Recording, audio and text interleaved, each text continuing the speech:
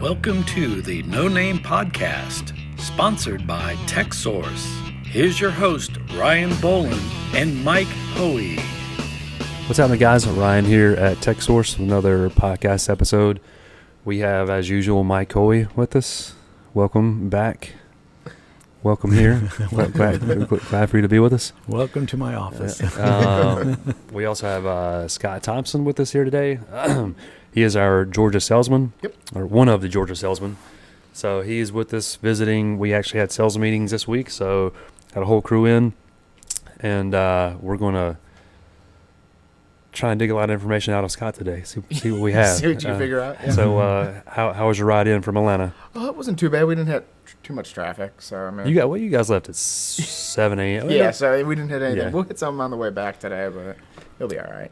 They're going to let you go like right before rush hour. They're going to say, get back to Atlanta. They're going to hang you here. You come from the same direction too, pretty much, Mike. Right?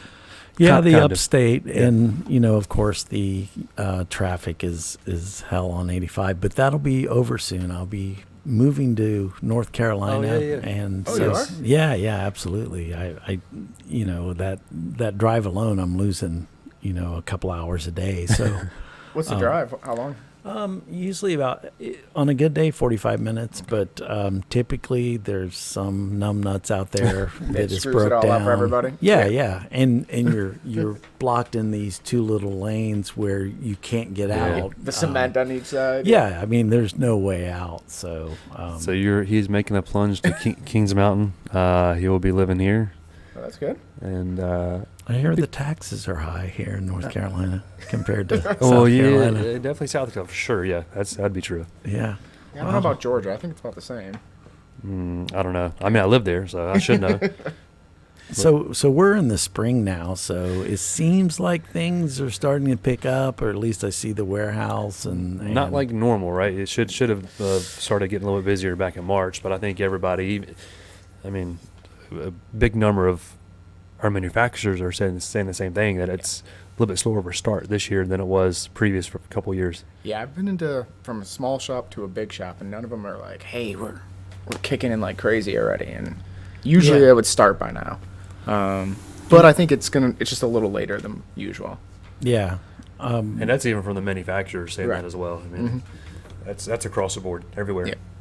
Yeah, so what's this a sign of? Is it a market shift or a change in behavior of Americans? I think people have been so used to the past couple crazy years of COVID and everything, and then having to adjust in 2021 of not being able to get stuff, and then 2022 was just crazy as well, and now the whole economic...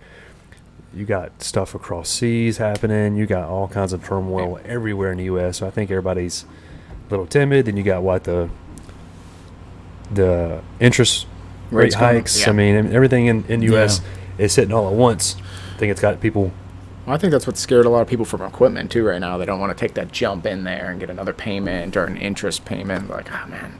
So I think that's kind of what's scaring some people growing. But I don't know if you remember actually like 2018. Usually up until mid-March, you'd start getting pretty busy.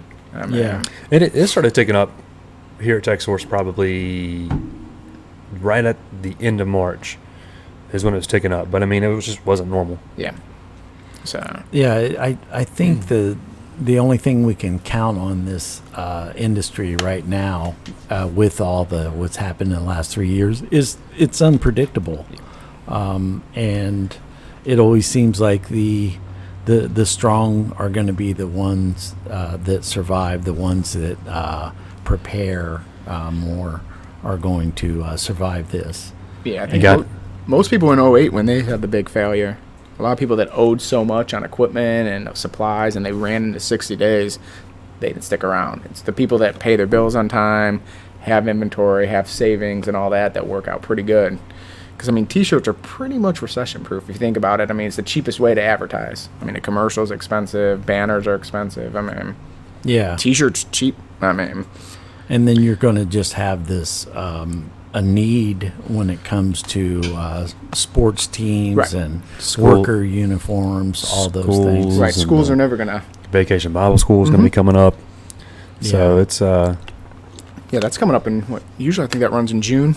Yep. Vacation Bible School. And a lot of people print for that. See, that's big here in the South. Yeah. I think I don't remember having that, but down here it's an acronym like the VBS. You know? Yeah. So I got a customer in North Georgia.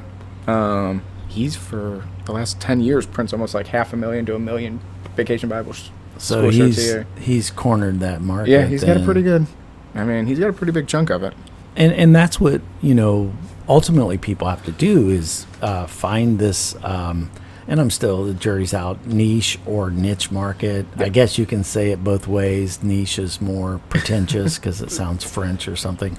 But people have to find something that they're, focusing that is kind of their bread and butter. Yep. That's you see the people that get into this is when they're new and they come down here to the classroom and they're bright-eyed and trying to absorb all this in.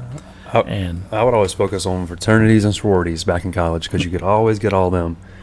You always have Rush Week, Hell Week, with all of them. Then they had the major Halloween parties and just the different parties they would have. They'd print for, and I printed for all of them, and it worked. I mean, everywhere. And I got free bar tabs, free entry to parties. It was great. And if you're going to do that campus model, it seems like someone in that particular that age range, right? Yeah. Is you need someone on campus. Mm-hmm. I mean, that's a must. There's a company in Greenville. They had that market for years. They were doing the same thing. The Greek letters and all that. Yeah. And the problem you run into with college students is like they'll want these shirts and you'll print them for them. They're like, can we get like 2 more? And then you're like, no, so direct to garment, sort of helps, that out because it's tough. Mine was simple. I wasn't doing the Greek letters. I would do I printed their T-shirts, but I wasn't ironing on the big fuzzy Greek letters and all that crap. But I never ran into that problem. Yeah, how did you pull this off, though, as far as the logistics of, like, you were getting the sales because everybody knew you were the T-shirt guy, right? Yeah, I would start, going to the bars. I printed for some of the bars, and then I'd meet people there, or then you got your intramural sports teams, and I'd go play softball or football, flag football, and I'd start printing for those guys, and then some of the people on my team would be for fraternity, and then I would get them on the fraternity, and then so how did you pull off, though, the printing and delivery and timing and all the paperwork? How did you pull that off as going to school and probably doing cake stands on the weekend? I got free entry, so I might as well. Yeah. It worked out, but I would, when school in Charlotte, come back home to the local shop and print them here at the local shop. I gotcha. And see, when you majority of them paid cash. Had a few paychecks, that sort of thing, but it was majority cash. And see, when you left, then that business left and fell into the lap of the next guy, whoever else. Yeah, the next generation or the next person coming to school. Yeah, I've seen that because, believe it or not, in the 80s, we were doing the same thing, but it was the IU campus in Bloomington. We had one of our friends that went to IU in Bloomington, and then we were printing all the stuff back in Indiana, and he'd come home, same sort of deal. Drive it back, and then... Yeah, but so if you find a college student that's hungry or wants the money, there's a lot of them that are struggling. They don't want to work in the cafeteria or, on campus somewhere. It's a cool thing or a cool market to get in because those kids... they buy shirts. Well, what was cooler, though, is having the free bar tabs. And then everybody says, oh, you got free this and free that. And then you just start getting a bunch of shots and beer. And they're trying to figure out how you're doing all this. How did you get the free? How did you pull that off? I think the manager, the manager don't think he operated it correctly. Yeah. And they were packed out all the time. I don't know if he operated it correctly or what. He didn't keep track of how much we got on the free tab. Yeah. I don't know, but it worked out for our favor. That's what most college students pay for anyways. Yeah. You're going there for drinks and school. Yeah, you were learning lessons in capitalism here, and but more importantly, the best skill is probably the social engineering aspect. Like, how do you get something with nothing. Yeah, it's you like know? bartering. Like, hey, I'll give you a shirt for a beer. Yeah. So, but see, these, like I said, these are what, we're kind of talking about is you find these markets, and if you serve it better than anybody else, then that is how you parlay into a foundation for your company. Yeah. So, And then you grow and you grow and grow, and then you finally buy an automatic, and then you finally buy an automatic coating system, and then you keep growing, and then you eventually buy a M&R digital squeegee, and then you buy a laser to screen system, and then by time you know it, you're in a lot of debt. Yeah. With all those pieces of equipment, that's all probably $750,000 worth of. yeah. A digital squeegee is pretty expensive. Yeah, you have to feed the monster. Yep. And it's always that when you're small, if you're just a manual shop and someone comes in and says, can I print 2,000 shirts? We had a student who was barely learning to print and figuring out the art, and he was in that scenario. And I remember there was another student, he had been printing for a while, but had came to the class to kind of see what was going on and sharpen up his skills. And he's like, I got to print these 2,000 shirts, like 3 color on the back and 2 color. And both him and I both said to this guy at the same time, like, find somebody else to print that, Right. I mean, take the work, but have a thing in place. And then if you build up to where you're getting more of those, then buy an auto. I had one big hit in back to the college printing. This is good stuff. I printed for all the fraternities, sororities, and bars, and then I had one big hit for some kind of wasn't NASCAR, it was some kind of off-brand race car. They bought 14,000 shirts from me. Oh, good Lord! I subbed it out to a big auto shop, but that's one big hit that I had. That's awesome. Yeah, Dude, that's a lot of shirts. That's a lot. I don't know how we came onto that, but I did somehow. That's how a lot of people find that stuff, though. Yes. I mean, someone comes to them, they're doing a few 50 shirts, 100 shirts, and the next thing you know, hey, I got a... This was like a 8-9 color, the big racing NASCAR racing. It wasn't NASCAR, but some kind of racing logo. It was a lot. Yeah, those, and that's a whole... I'm just gonna say niche. Yeah, that's a whole niche in itself. Getting lucky on that one was what it was. Yeah, but opportunity will present itself if you're out there. Yeah. Yep. And some of the most successful people I've seen in this business are people that are extroverted, people that when they're out in public, they're always talking about their business, and you can just see it in their face that they love this stuff, right? And that's the difference is, in a business owner, you have to be the face of the company, and you have to put yourself out there where it's just going to come up in conversation. Right. Like in my hometown, everybody knows I'm the T-shirt guy. Yeah. And even it doesn't matter what job I was doing, people would call me and like, hey, you're the T-shirt guy. Can you do this? Yeah. Or the drunk guy coming up at you in the bar and saying he's got a great idea for a T-shirt, and it's something that, your grandmother would roll over in a grave if you ever printed, type stuff. But well, that's just like one of our customers. Me and you both know him. You actually knew him before me, but he started out just doing Devon, the American flag logo, and he was just on a manual press. And I mean, in 7 years, the guy's killing it now. 3 automatics, but he lives. Every picture he has his shirt on everywhere he goes out. He's got his logo on everything. And that's all he does is just talk about it. Yeah, and he probably has that passion. It's sort of the bug that I got bitten by in the 80s. He was a veteran. He did all that stuff. So he started printing for veterans, and then he created a brand, and his brand name grew with other veterans, and it just exploded. Yeah, he was so diehard. He bought a fifth wheel camper and parked it right in front of his shop because he was so busy. Yeah, he just wanted he'd go out there, sleep for a little bit, come in, print some shirts. I love that because this transcends even beyond just this business. This is how the little guy, gets into the game. You have to have the passion and be hungry for the knowledge. And so those are the people that I embrace the most. We all have so much time in our lives, our daily, our work life here. And then outside of here, I'm constantly Zooming and people are calling me and asking for advice on our social media. Oh, okay. Because that social media is like 24/7. Just I interrupted the meeting yesterday. It was like 5:20, and I'm like, okay, it's towards the end of the day.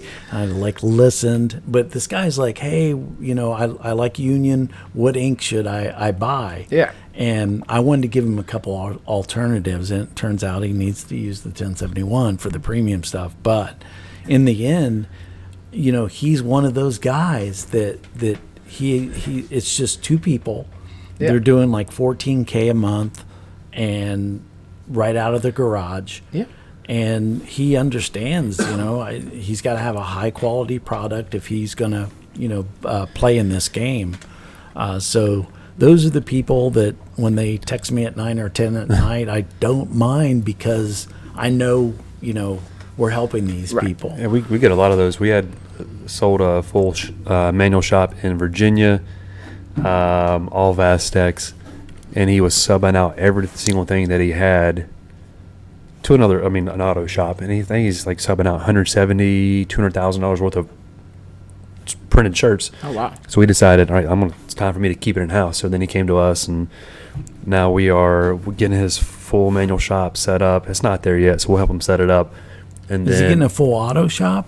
Manual. Oh, he's doing manual. Full manual.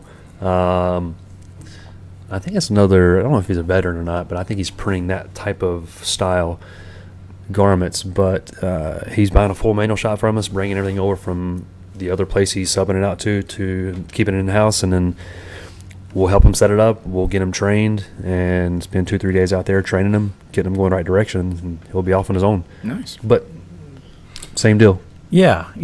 And that's what, if people are thinking about doing this, you have to be dedicated. You have to be willing to put in this, this drive your fifth wheel up in front of your shop and, jump in there. The biggest thing I see with people that start out failure-wise is they see like that 12-color design out there, and that's what they want to design all their artwork off of, and they're like, man, I want to print this awesome design. It's like, the bread and butter is the 1-2 color designs, and a lot of those guys try to make this, like Devin, he made that one. Most of his is 1 color stuff. Mm-hmm. And it's what sells. Don't get me wrong, that 12-color design, it looks cool. Yeah, but it's good design. A lot of people when they first start, at least in Atlanta, we get a lot of people that want to develop their own clothing line. Yes, and that's huge. Like, man, I want to make this 10-color. They bring in this artwork and like, hey, can you help me print this? It's like, whoa, do you know how to print? It's like, they think it's easier than what it is, I think, nowadays, because they see these YouTube videos and all that, and they actually don't.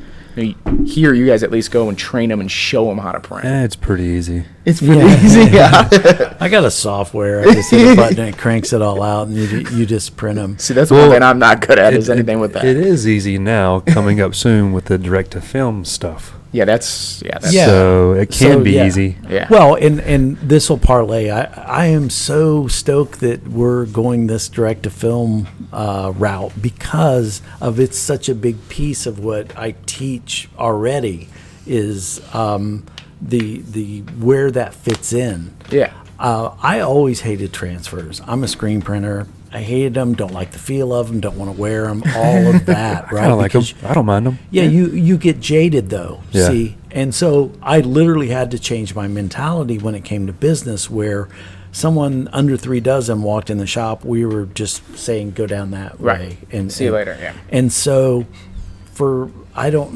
as I got into the direct to film and started testing it, I'm like, man, this is incredible detail, full color.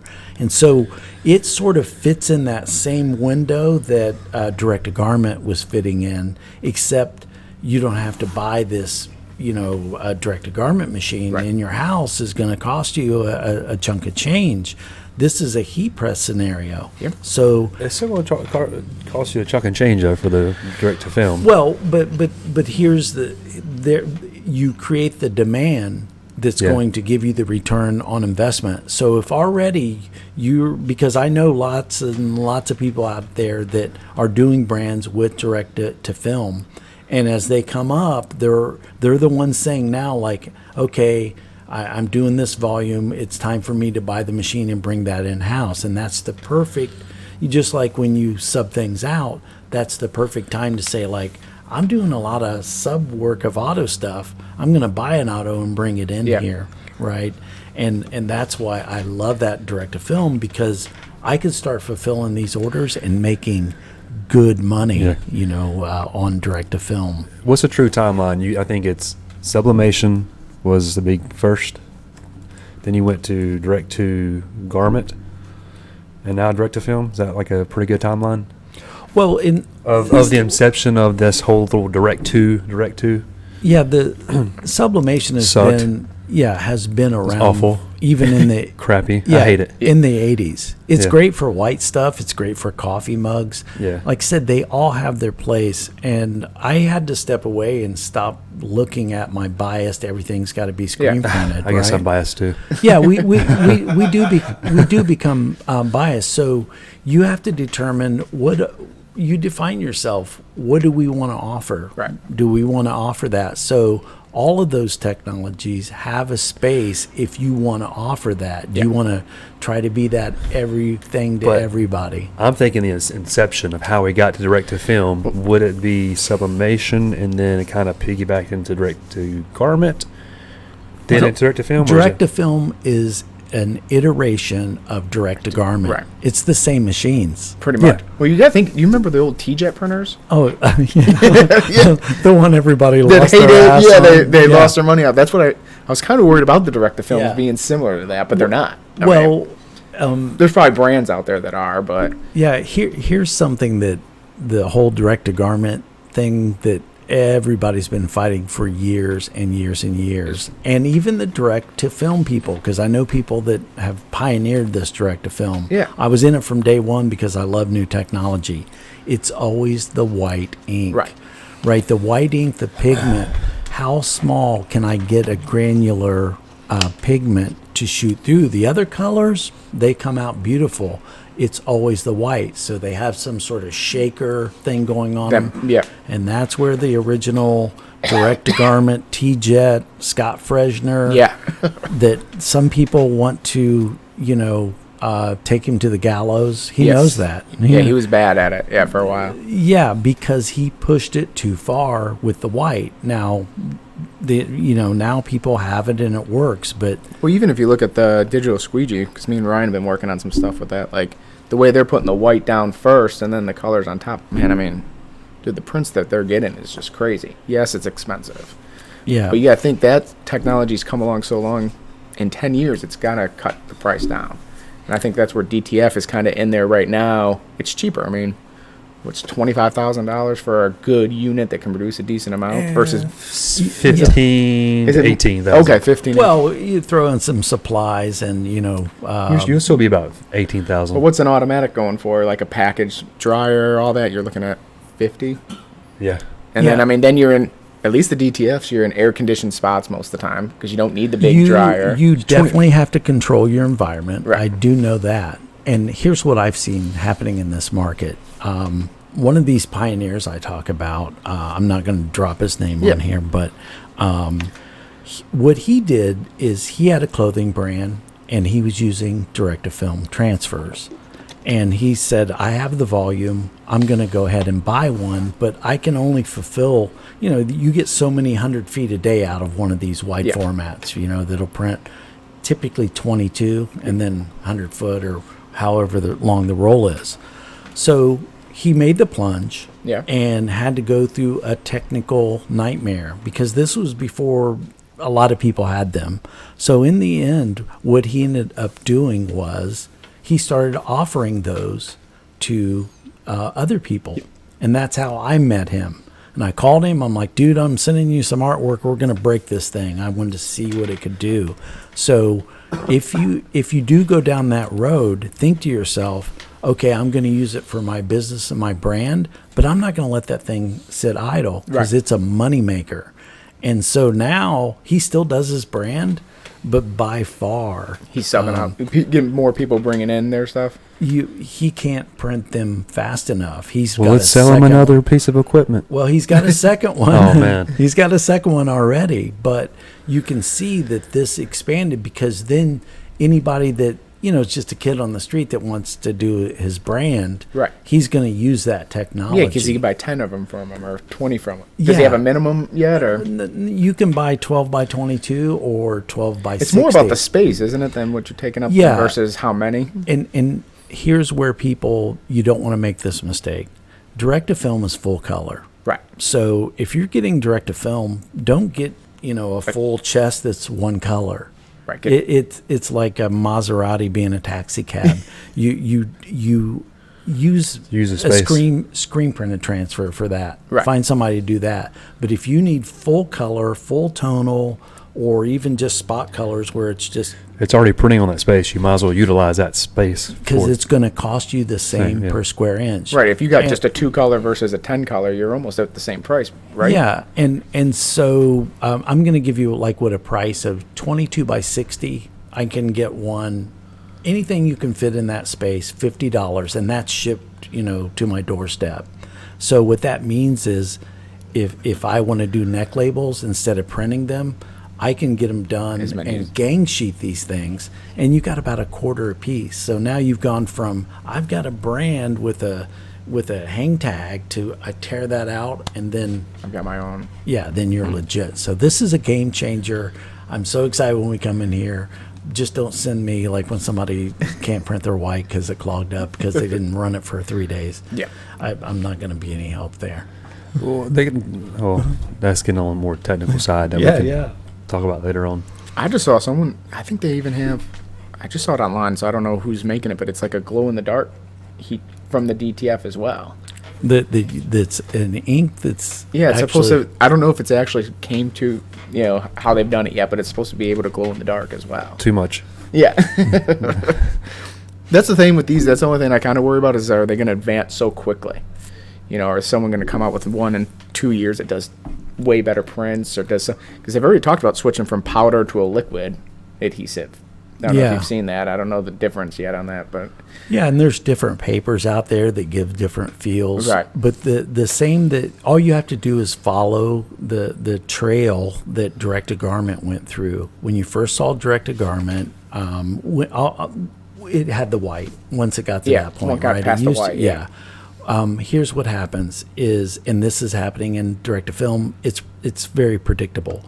You have a white, and then you have cyan, magenta, yellow, and black. Right. And so the newer machines, the new technology, they're just going to open up that color gamut and start putting in an orange cartridge, a green cartridge. yeah, I heard someone's already started with fluorescence. Yeah. Yes. Yeah. Because those fluorescent pigments open up your colors. We do have a machine that does print the fluorescence. Oh, okay. I thought I saw it on the spec. So, yeah. So how many colors is it? So it's got to have the CMYK and black. So you got 5 colors, tanks of colors, right? So it's adding in a couple of yeah. So that's the next iteration. Gotcha. And we can get the machines that have the fluorescence in them too. So Yeah. or can print the fluorescence. Yeah, and that takes you from photographic to I'm starting to hit colors that they can only be done in the Pantone world, like Tennessee orange, Michigan yellow. Right. And then also takes you from 18 to 25 to 30. Okay, so that's what I was thinking. The fluorescence with the more heads are getting more expensive. Okay. Yeah, and once again, that depends on you might want to be the selling point is I've got this wider range of color. Right. But yeah, it's so predictable because these are literally the same machines as the direct to garment. Aren't The same technology, same. Aren't they almost the same heads? Epson heads? Epson heads, yeah. Yeah. Absolutely. It's a ripoff.